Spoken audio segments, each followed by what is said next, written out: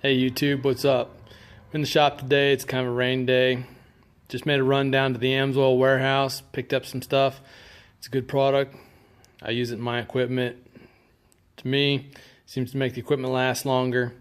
Good high quality stuff when you're doing your maintenance will definitely save you money in the long run. It costs a little bit more up front, but your equipment lasts so much longer and you can go extended drain intervals on your oil changes and things like that. So a couple products I got. I've got a diesel additive for your fuel. And then I've got the diesel oil.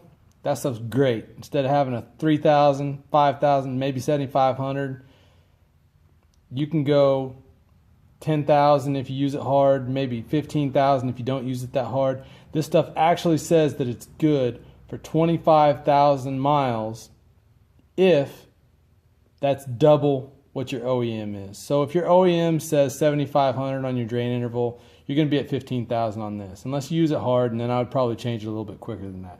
But that still saves you time.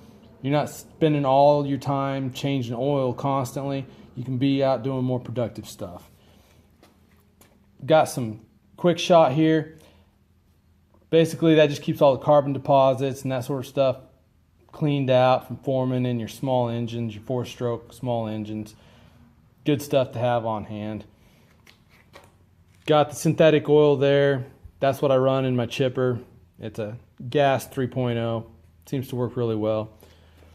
And then in the saws, I run the Dominator 2-stroke mix.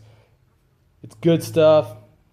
I've got a 660 steel that I've been running for about 10 years on this stuff. Still runs like day one. No scuffing or anything.